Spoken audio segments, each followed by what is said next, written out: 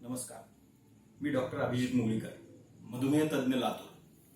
आज आपण या सत्रामध्ये मधुमेह, कोविड-19 व म्युकॉरमायकोसिस ज्याचं की प्रमाण आजकाल कोविड-19च्या पश्चात मधुमेही रुग्णांमध्ये खूप वाढलेलं असं आढळून आलेलं आहे.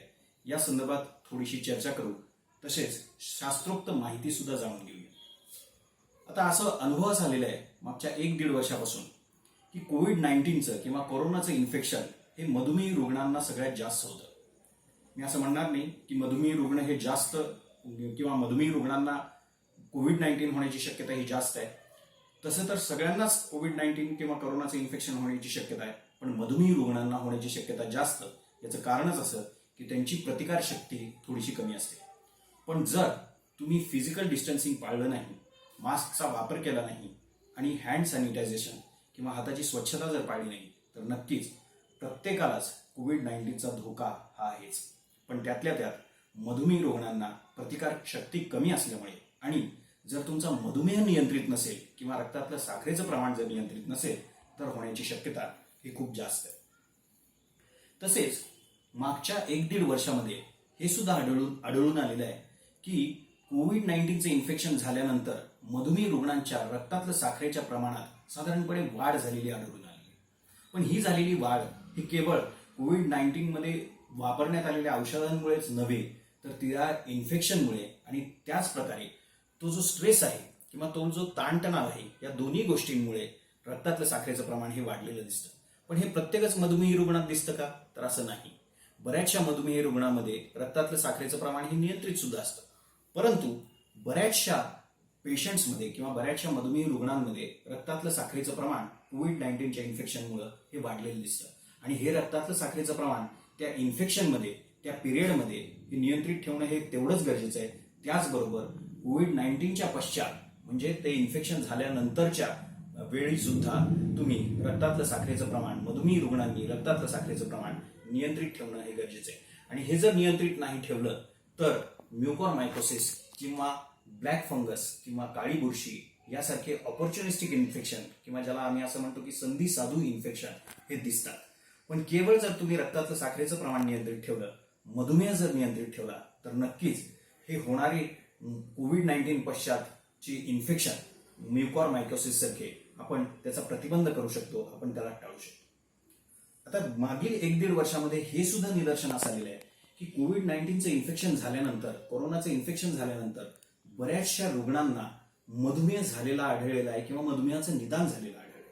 तर हे काही अंशी खरं आहे की तो तिथला ताणतणाव, वापरण्यात आलेली औषधे आणि त्याच प्रकारे जर तुम्हाला मधुमेहाचा इतिहास असेल, तुमच्या कुटुंबात जर मधुमेहाचा इतिहास असेल, तुम्ही जर जाड असाल, व्यायामाचा अभाव असेल, तर फक्त कोविड-19 हे ट्रिगर किंवा कोरोनाचं इन्फेक्शन हे ट्रिगर म्हणून पाहिलं जातं आणि त्याच्यानंतर कोविड-19च्या पश्चात मधुमेहाचं डायग्नोसिस किंवा मधुमेहाचं निदान हे त्या व्यक्तीमध्ये होतं.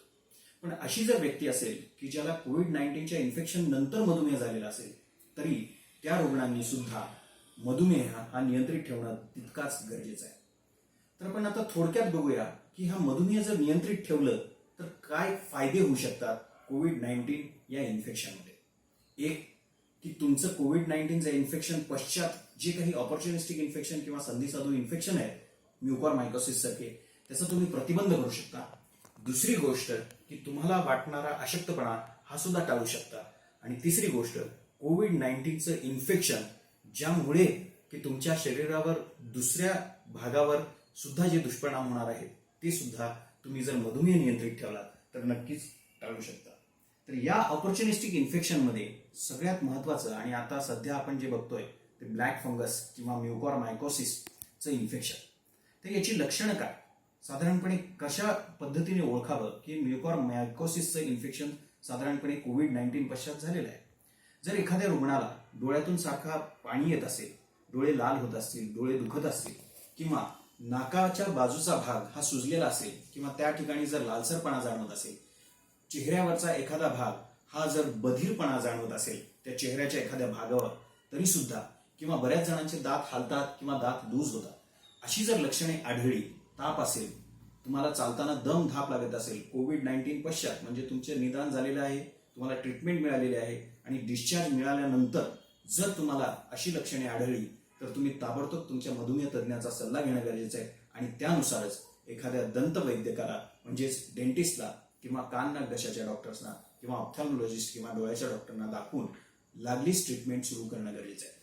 जर तुम्ही लवकरात लवकर त्याचं निदान केलं आणि लवकरात लवकर जर ट्रीटमेंट सुरू केली तर नक्कीच होणारा म्युकॉरमायकोसिस हा सुद्धा आपण व्यवस्थितरित्या ट्रीट करू शकतो किंवा त्याचा प्रतिबंध देखील करू शकतो। आता बऱ्याचशा सोशल मीडियातून किंवा मीडियामधून सुद्धा बऱ्याचशा न्यूजमधून तुम्ही ऐकलं असेल की मधुमेह हे मेन कारण आहे कोविड-19 पश्चात म्युकॉरमायकोसिस होण्याचं।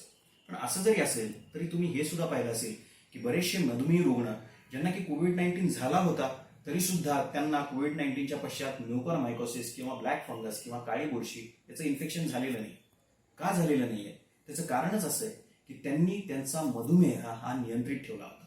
म्हणूनच काही काळजी घेणं गरजेचं आहे मधुमेही रुग्णांनी कोविड-19 इन्फेक्शनच्या बाबतीत।